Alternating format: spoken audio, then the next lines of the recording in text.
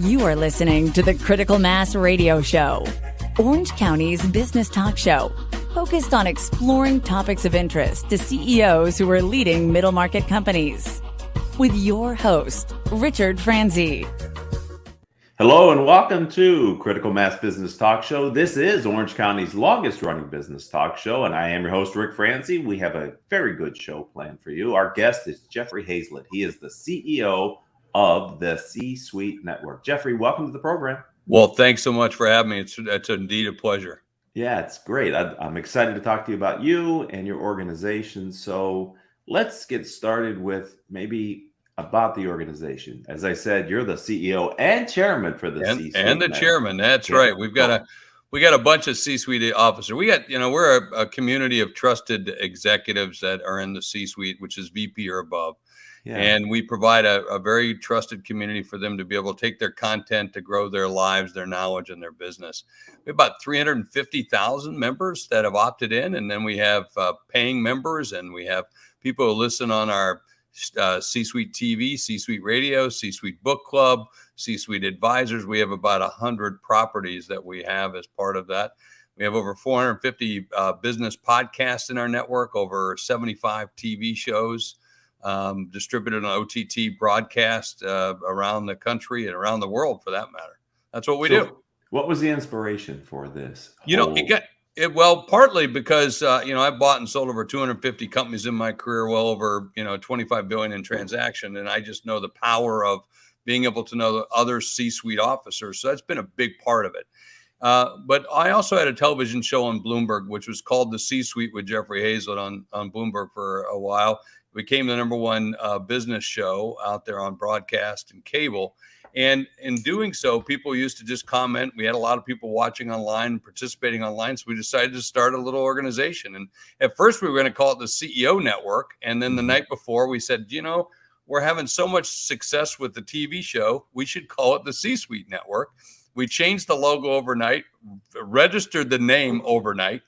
Nobody had that name. And yeah, it was just amazing to be able to, pick that up. And then, to pick up other properties like, C-Suite loans and our C-Suite tax credit program. We have so many different things with the C-Suite name on them, and we just dominate it. And it's just been very good for us. And by the way, when you look at a CEO network, it's great to have a CEO network, but the C-Suite is made up of so many other officers. So it's a great place for us to be able to have, more involvement, more engagement across the leadership of companies.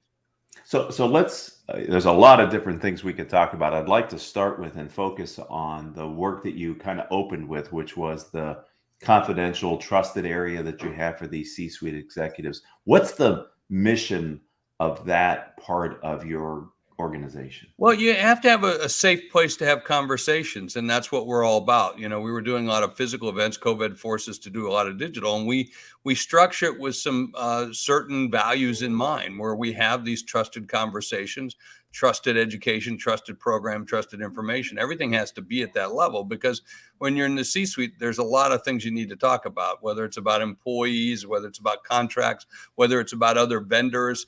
You need to have some very, confidential conversations. So you need to make sure that everybody's this tall before they get on the ride.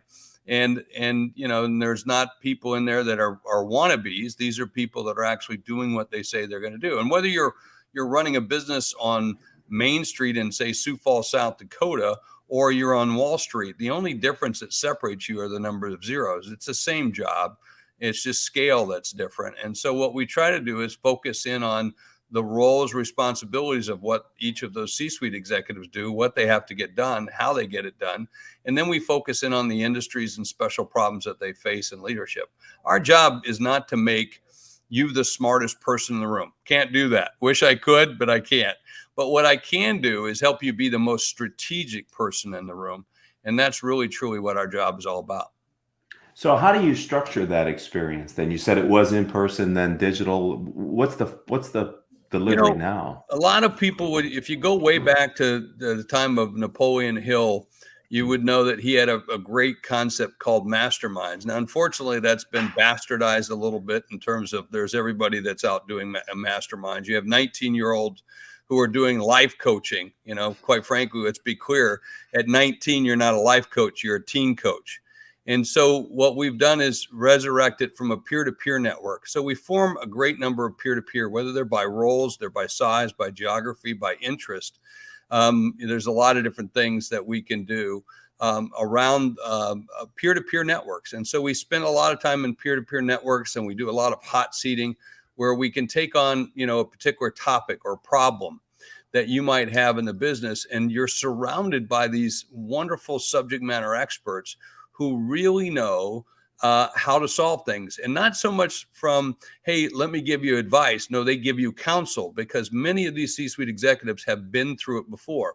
A lot of people can give you advice, but it's mostly by people who've never been there. That's what's very unique about a community of your peers, is that many of those people have done it before, been through the process. So like I mentioned, I bought and sold hundreds of companies. So I know what balance sheets look like. I know what fear smells like when I walk into the business. You know the energy. You can see it time and time again.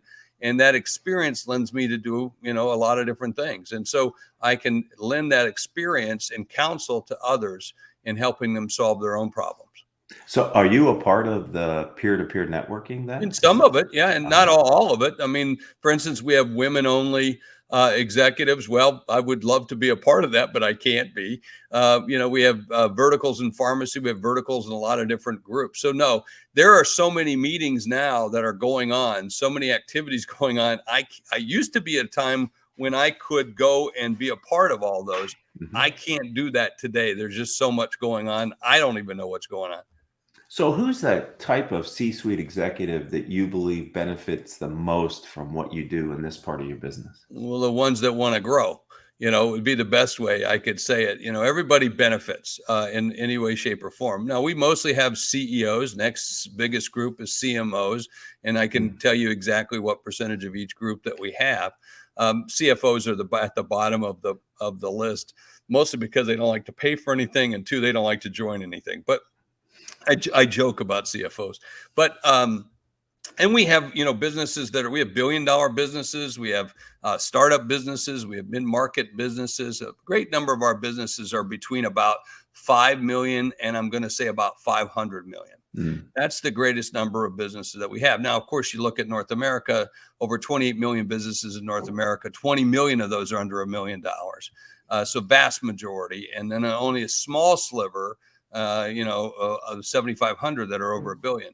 When we get together on an online meeting, and we might have our Friday afternoon celebrates, where we kind of get together at the end of the day on a Friday from all across the country and across the globe. Quite frankly, we have people joining us from Ireland, from England, from Australia, from Italy, South Africa, just to name a few.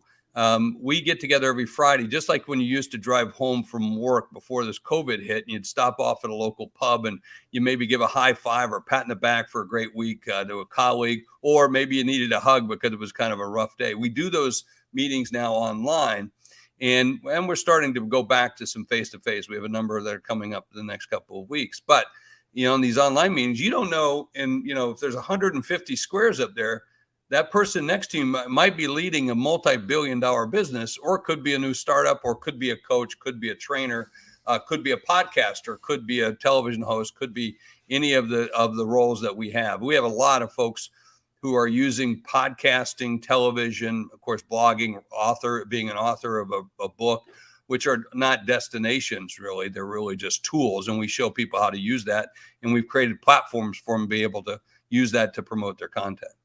So what was the first thing you did in the C-suite suite of things you're doing?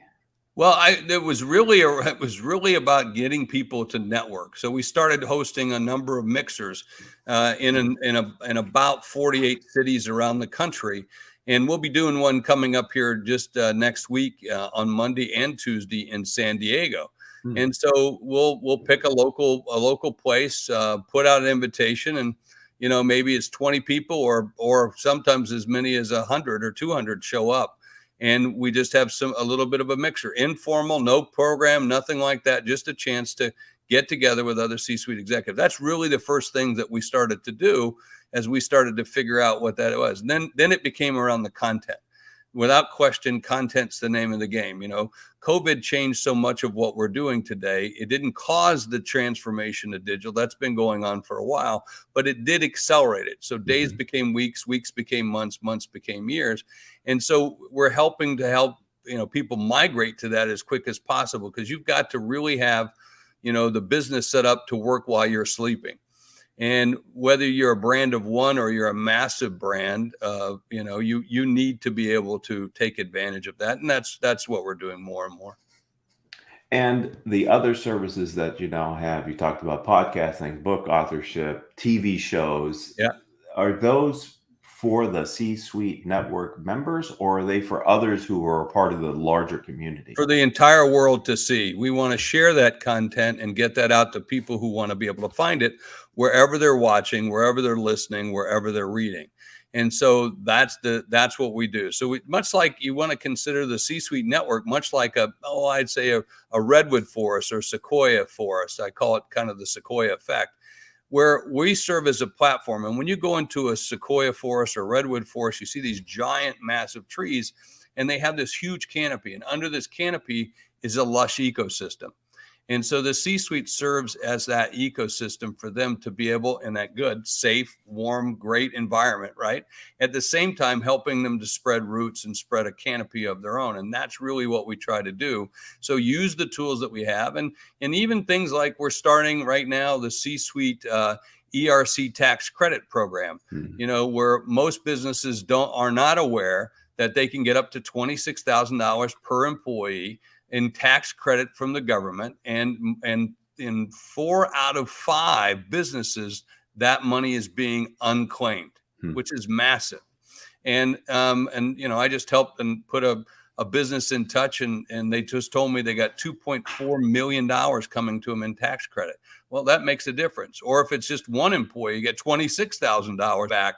That could buy you, a new piece of machinery, or a new person that might be able to get started with you to help you grow your business. So these things are very important. When COVID hit, and for a lot of us, Rick, as you well know, many people were waiting, and I said, no, we can't wait. We can't just survive. We have to thrive and drive. And so I'm not a doctor. I'm not a nurse. I said, I said, but we can be a business first responder.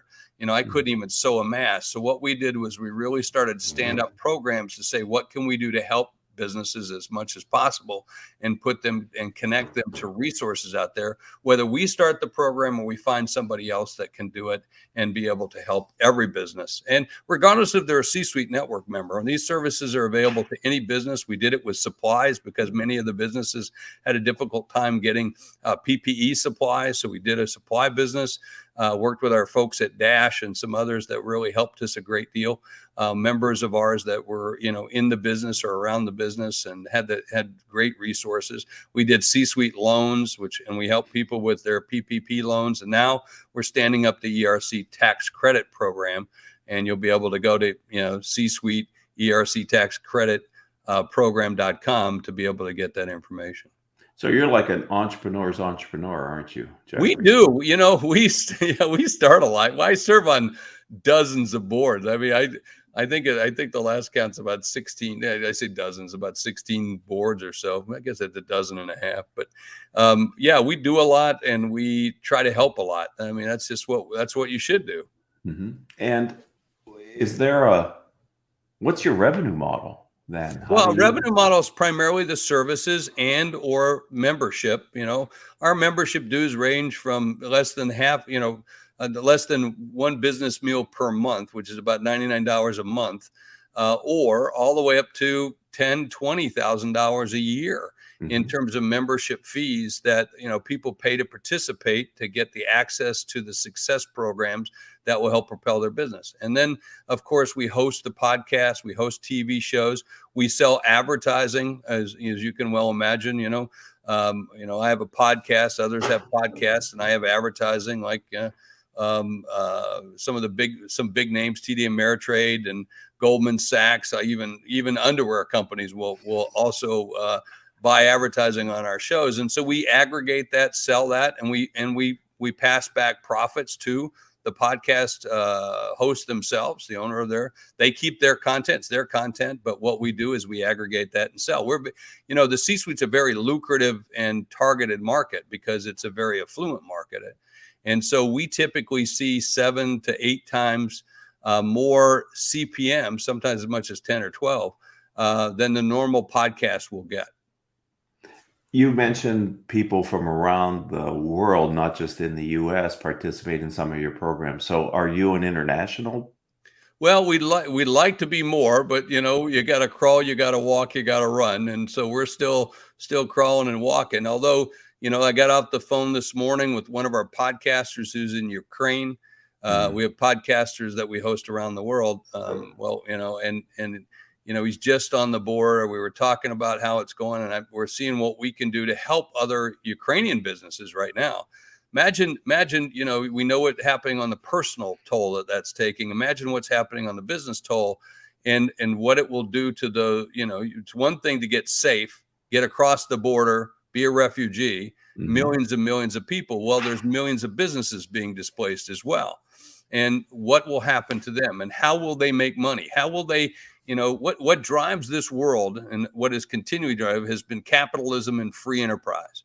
And so now, because of the turmoil of war, these businesses are in peril.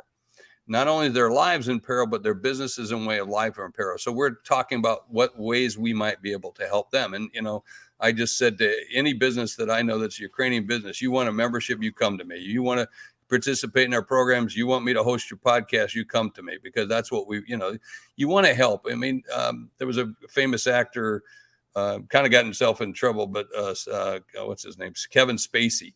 But nonetheless, he had a great quote. He said, when you achieve your best and you make it to the top, you have to remember to send the elevator back down for everybody else. So as you continue to scale the organization, it sounds like, and I made the comment about being an entrepreneur earlier, it seems to me that your field of vision keeps changing as you grow this organization on other things that you could do. Have you ever met an idea you didn't like? Oh yeah, there's lots of them. And I got great partners around me who say, hey, I got one of my partners and co-founders of the organization. He says most conversations start off with, "You're not going to like this phone call." So, and that's okay, because you need people. I mean, like Elon Musk, is brilliant. He's got people around him going, "No, that's just nuts," And but every once in a while, that's the role of a CEO. That's the role of a chairman, is to continually, push people. If we say, hey, we're going to go from point A to point B, but really, I'm going to tell you, we're going to go to point C just to get you to point B. So you're going to put tension into the system. But, I've written my first book. I've written 4 now. I'm about to release the 5th book. My first book was The Mirror Test. And in there, I talked about change, adapt, change, or die. And it was the mirror test. You had to see if, like when we were a Boy Scout, you had to see if someone was alive. You'd held up a mirror, and did they fog the mirror? And so many of our ideas and the things that we have to put in place, or we come up with, we have to make sure they fog the mirror. But we have to continually to adapt, change the business, or it will certainly die. So technology has been an underpinning of the business that you're doing. Thank goodness we have the kind of Zoom network and capabilities that we have to keep some of the services. Do you see any other technologies that you have an eye on, but you haven't used it as a delivery system for any kind of service yet? No, we'll pretty much try everything at some point, and have. I mean, we've been not only cutting edge, we've been mostly, in a lot of cases, we've been bleeding edge from the thing. We were Zoom's first enterprise client when Eric Chang first came out with it. I called him and reached him at home and said, hey, I want your service. He said, well, I don't even have a pricing plan for it. I said, good, that makes it better. Give it to me. And he did. For the first year he was working on it. And then I said, well, at the end of the year, can I start paying you? And he said, yeah. And so we started that. But he was a great guy. In fact, I'm responsible on the Zoom for that red button that says leave or end, because I called him one day. I couldn't hang up, couldn't figure out where on the text it was. And I said, geez, why don't you just make the dang thing red? The next day he called me up and he said, look. And there it was. It was red. It was red text at the time. Now he's got a red box. And he says he calls that the Jeff Hayzlett button inside of his team. So I thought that was always kind of a unique thing. Yeah, we love new technology. And what we're doing here is quite frankly, where we're doing a podcast that can become a television show. And it used to be that we were worried even about this quality, that this quality wouldn't be, broadcast quality. And now it is today. And so here we are producing great, not just audio content and just great content in general, but we're also creating great video content. And that's going to get better and better as we go. So we're going to find new and different ways to be able to do this. And then there's now software and things that you can do to chop this up, so to speak, and put it in bite-sized pieces, make it searchable by audio, make it searchable by video, as well as by the written word. And you're going to get lots of other pieces of content to activate and promote what I call the brand of you. And that's really what we try to help people to do. So if someone would like to learn more about all the offerings in the C-Suite network, where do you want them to go, Jeffrey? Just write me at jeff@c-suitenetwork.com, jeff@c-suitenetwork.com. You can find me on, oh my gosh, LinkedIn, Twitter. I got like 700,000 followers. You can find, text me, whatever. And if I respond back, it's me. A lot of folks think they got other people doing it. No, we're a very personable network, and we would love to help you, and we'd love to have you be a part of the group. Well, I'm glad you're doing what you're doing. You're helping a lot of entrepreneurs and business owners. It's tough to be in the C-suite, and people can't appreciate the challenges that the CEO faces unless they've walked that walk themselves. So thank you for doing that and being a part of the Critical Mass Business Talk Show community. It is an honor. Thank you, my friend. And keep up the great work with this show. You're doing a super job, and it's great content. Thank you. And I'd like to thank the audience for being a part of Orange County's longest running business talk show. This is episode number 1354. If you're an Orange County entrepreneur and you'd like to share your story, find me on LinkedIn or visit my website. I'm Rick Franzi, and it's rickfranzi.com. And until the next time we have a chance to be together, I hope all of your business decisions will move your company in a positive direction.